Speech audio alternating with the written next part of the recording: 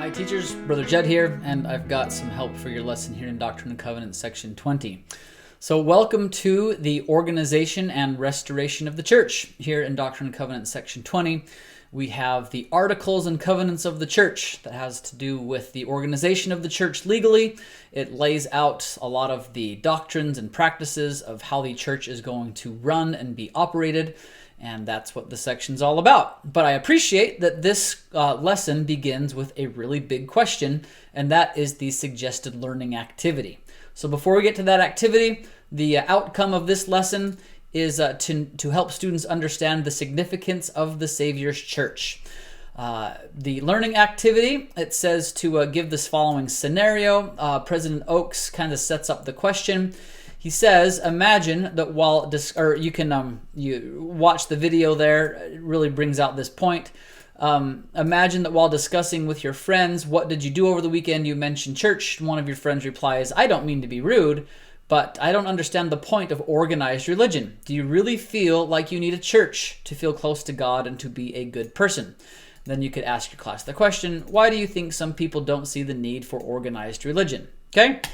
If that feels a little too high risk, a little bit too deep, too fast for early in the morning or online or however you're teaching seminary, what you could do is you could do something a little lower risk, organizing around the topic of organization.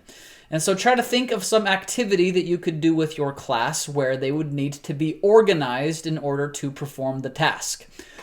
This could be, I want you to organize yourselves from youngest to oldest, but you can't talk.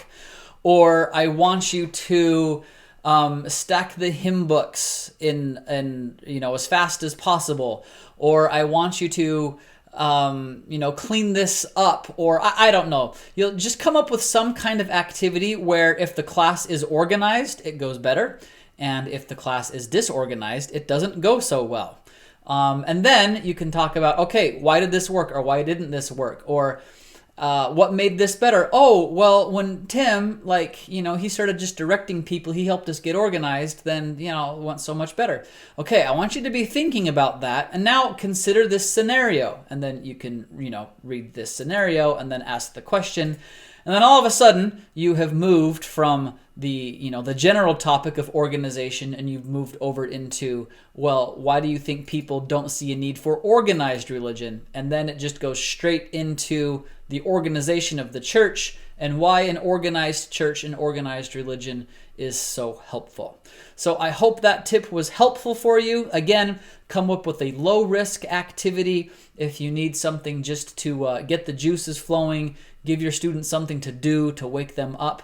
Low-risk version in this lesson is some kind of organization activity before getting into this fantastic lesson all about the organization of the church. So I hope that was helpful. Enjoy teaching this lesson, and I will have another one of these for you next week. Until then, take care.